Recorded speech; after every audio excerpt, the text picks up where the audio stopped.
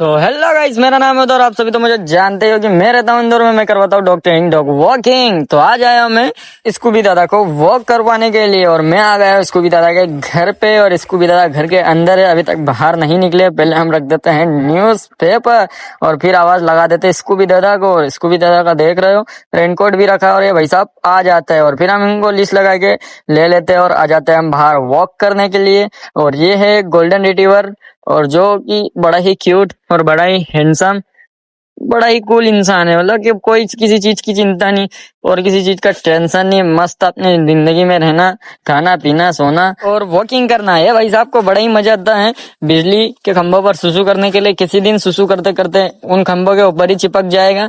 ये हमेशा अपने मन की करता है, कभी मेरी बात बिल्कुल नहीं सुनता है। लेकिन ये कभी कभी वॉक करवाने आता हूँ मैं इसको मंथ में सिर्फ 2 या 3 बार, मगर उसमें भी ये भाई साहब अपनी मनमानी चलाता है और मुझ पे हुक्म फरमाता है। फिर कोई बात नहीं, एक कुछ दिन के लिए आता है तो मैं भी इसको लाड प्यार करता हूँ और इसके हिसाब से हम वॉकिंग करते हैं। और ये जस्ट सामने आप देख रहे हो, किसी ने जादू टोना करके लगा रखा है, ऐसा लग रहा है मेरे को, बट ये कुछ और ही है। भाई साहब यहाँ पर किसी ने छोटा सा सिग्नल, छोटा सा चौराहा बना के रखा है। मतलब कि गाड़ियां क्रॉस करने में प्रॉब्लम आती होगी तो बीच में एक पेड़ लगा दिया है और ये बढ़िया किया है। मतलब कि बहुत अच्छा है, डिवाइडेड हो गया है कि इस तरफ जाए, बीच से एकदम चारों तरफ का रास्ता निकाल दिया है। कोबी भाई साहब को इन सब बातों से कोई लेना देना नहीं। कोबी भाई साहब अपने घूमने फिरने में ही मगन रहते हैं। और जस्ट सामने आप देख रहे हो सब्जी भाजी का ठेला लग रहा है। ये ठेला अभी मार्केट में जाएगा और मार्केट में ये लोग यहाँ से सब्जी भाजी लेकर जाते हैं और मार्केट में बेचते हैं, क्योंकि इनका यहाँ पे घर है। जिस तरह हम एक कार को, एक फूलों की गाड़ी को सजाते हैं, उसी तरह ये लोग भी अपनी सब्जी के ठेले को सजा रहे हैं और सब्जियां बेचते हैं। और हम चल देते हैं इधर वॉक के लिए, क्योंकि ये भाई साहब अगर मेन रोड पे पोटी कर देंगे तो यहाँ के लोग हमारा कचूमर बना देंगे, क्योंकि बहुत बदतमीज और बहुत बेवकूफ लोग रहते हैं इधर और जिनसे भिड़ना बड़ा ही मुश्किल हो जाता है। और मैं आपको इसको भी दादा का डॉग स्पॉट दिखाता हूँ। मतलब कि इसको यहाँ पे एक दिक्कत हो गई थी, जो कि मैंने पिछले ब्लॉग में बताया था। अभी तो काफी ठीक हो गया और कुछ दिनों में और भी ठीक हो जाएगा। तो अभी भाई साहब बहुत ठीक है और हम चल देते हैं आगे की तरफ, क्योंकि इधर भाई साहब को पोटी नहीं करना है तो हम दूसरे रास्ते चल देते हैं। कुछ दिनों से बारिश कुछ ज्यादा ही तेज हो रही है, जिसके कारण रास्ता इतना क्लीन है जैसे कि किसी ने यहाँ पे झाड़ू और पोछा लगा के रखा हो। रास्ते की हालत आप देख ही रहे हो कितना साफ है। और जस्ट सामने हमें दिख जाता है स्कूबी भाई का फ्रेंड गूगल भाई साहब।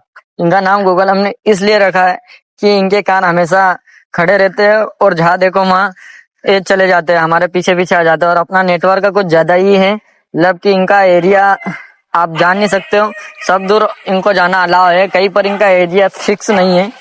इसलिए हमने इनका नाम गूगल भाई साहब रखा है। और ये भाई साहब स्कूबी भाई साहब से मिलते हैं और अपनी पूंछ हिलाते रहते हैं। गूगल भाई साहब स्कूबी भाई साहब पे अटैक करने की भी कोशिश करते हैं, मगर मैं गूगल भाई साहब को चिल्ला देता हूँ, मतलब कि जोर से, और उतने में मेरी हाथ से लीस छूट जाती है स्कूबी की और वे भाई साहब चले जाते हैं दूर।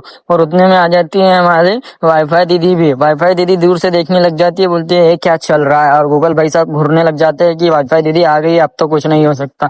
फिर हमारे स्कूबी दादा वाईफाई दीदी को स्मेल करने लग जाते हैं और मैं थोड़ा वाईफाई दीदी को लाड प्यार करने लग जाता हूँ, क्योंकि वो मेरे पास अभी अभी आई है और वो आती है सीधा मेरे ही पास। और इधर भाई देख रहे हो गूगल भाई साहब को सुसु कर रहे हैं, क्योंकि यहाँ पे करी थी स्कूबी दादा ने सुसु। और ये भाई साहब स्कूबी दादा से जल रहे हैं कि जहाँ पर तू सुसु करेगा वहां पर मैं भी करूंगा। और हमारे पीछे पीछे भी आ रहे हैं, देख रहे हो, वाईफाई दीदी और गूगल भाई साहब दोनों आ रहे हैं हमारे पीछे पीछे। मगर वाईफाई दीदी थोड़ी समझदार है और गूगल भाई साहब एकदम लड़ाकू। इन दोनों को पीछे छोड़कर मैं और स्कूबी दादा अपनी वॉकिंग पर ध्यान देते हैं। और स्कूबी दादा को देख रहे हो कितने आराम से वॉक कर रहे हैं, कि पूंछ कंटिन्यू हिलती ही रहती है। देख रहे हो कितनी मस्त तरीके से झाड़ू की तरफ पूंछ को हिला रहे हैं। अगर यही पूंछ को ये भाई साहब रोड पे करेंगे ना तो पूरी झाड़ू लग जाएगी। और यहाँ पर देख रहे हो कितना कूड़ा कचरा पड़ा है, ये देखो कितनी थैलियां पड़ी है। और ये जस्ट आगे देखो, आगे भी कचरा पड़ा हुआ है। मतलब कैसे कैसे लोग हैं। इंदौर स्वच्छ है और उसे गंदगी करने में माहिर भी है कुछ लोग। और मैं इस छोटे से बच्चे को वॉक करवाता हूँ तो उसमें लोगों को प्रॉब्लम होती है, बोलते हैं कि भाई साहब हमारे घर के सामने गंदगी करवाते हो, पोटी करवाते हो तुम, ऐसी ऐसी सब बातें बोलने लग जाते हैं। कुछ लोग ज्यादा ही ओवर स्मार्ट रहते हैं, अपनी आउट थिंकिंग ज्यादा ही करते रहते हैं। अब इतना कॉमन सेंस तो हर किसी में रहेगा कि भाई किसी के घर के सामने पोटी नहीं करवाना है। अपनी घर के सामने कोई अपनी डॉग को पोटी नहीं करने देता तो किसी और के घर के सामने क्यों करवाएगा। बट ये लोग समझते नहीं है। मैं खुले मैदान में जहाँ पे किसी का घर नहीं होता, जहाँ पे कुछ नहीं होता, वहां पे हम पोटी करवाते हैं। जैसा अभी आपने वीडियो में देखा कि मैंने पोटी कहाँ पे करवाई। खैर छोड़ो, लोगों का तो काम ही है बेवजह लड़ाई करना, घर का गुस्सा किसी और के ऊपर उतारना और उनके मुंह लगना। तो इसलिए मैं किसी के मुंह लगता नहीं है। कोई कुछ बोलता है तो मैं हाँ और ना बोलकर निकल लेता हूँ। और देख रहे हो हमारे पास काली दीदी भी आ गई, जो कि अपने सिंहासन पर विराजित है। इन्होंने कहा कि यही मेरा इलाका है और यही मेरा सिंहासन है। और गूगल भाई साहब भी हमारे साथ साथ वक्त के लिए आ गए हैं। और ये दो गाड़ियों को देख रहे हो, तो जब रोड बना था तब रोड वालों ने इन गाड़ियों को नीचे से निकालने का मौका ही नहीं दिया, तो गाड़ियां वहीं पर रह गई है। और इधर देख रहे हो कितना मस्त व्यू है। इधर एक प्लॉट खाली है, अगर आपका सपोर्ट रहा तो मैं खरीद लूंगा। और गूगल भाई साहब को देख रहे हो, जहाँ देखो वहां अपनी मनमानी करे जा रहे हैं, और जिस जगह देखो उस जगह अपनी सुसु भी कर रहे हैं और जल अर्पण कर रहे हैं। बोल रहे हैं कि जल अर्पण करना एक अच्छा करते हुए है। ये मेरा एक नियम है कि जब भी मैं किसी पेड़ को मरता हुआ देखता हूँ तो उस पर मैं जल अर्पण कर देता हूँ। ये भाई साहब ने बड़े सुंदर शब्दों में हमें समझाया है कि आप भी ऐसा कीजिए और लोगों के हाथ की लात घुसे खाइए, जैसे मैं खाता हूँ वैसे तुम भी खाइए। ये सब बातों को ध्यान रखते हुए हम आ जाते हैं स्कूबी भाई साहब को घर छोड़ने, क्योंकि टाइम हो गया था और हमें जाना था दूसरी वॉकिंग के लिए। तो ये भाई साहब को हम ले आते हैं घर पर। और नीचे नीचे काफी गंदे हो गए थे, क्योंकि इनको पोटी जल्दी नहीं करना है, पूरे मोहल्ले की सैर सपाटा करना है। तो हम उठा लेते हैं टॉवेल और भाई साहब को करते हैं एकदम अच्छे से साफ। इन भाई साहब को साफ करने के बाद हम चल देते हैं अपने ब्रूनो भाई साहब के पास। हम आ जाते हैं ब्रूनो भाई साहब के पास, और ब्रूनो भाई साहब एकदम सिंसियर बच्चे की तरह नीचे बैठे हुए हैं। वो क्यों?